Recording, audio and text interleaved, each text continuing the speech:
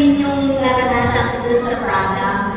So, kasi yung sabi ni Tita Monique, yung paint niya nawala. So, sabi niya sa akin, di sama ka sa akin kasi meron product, pag ipinahid mo na naiibsan yung paint. So, ako naman, yung kanya, masakit yung tuhod ko.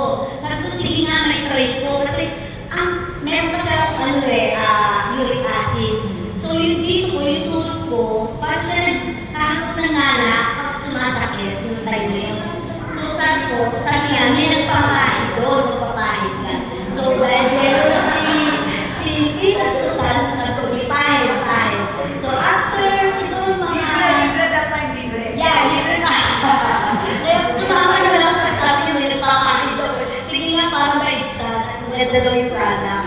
So, tinry ko, pinahiran, si mismo Tita Susan pa nagpahid sa akin. Wow, sabi ko, wow, galing ah.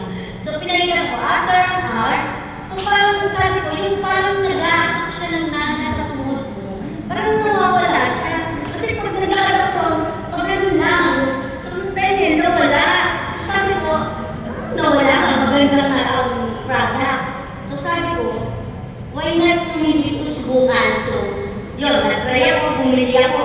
Sabi niya, Tita Monique, kung ano yung masakit sa'yo, ang pera, hindi maaano yung pain mo. Kahit magkano bibili ka, mawala lang yung pain.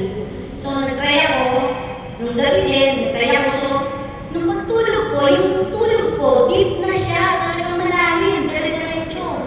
And then, sabi ko, ang ganda nga ah. So, tinry ko kinabukasan sa mister ko. Sabi ko sa kanya, sabi ko, Di, try mo, maganda daw itong product na to.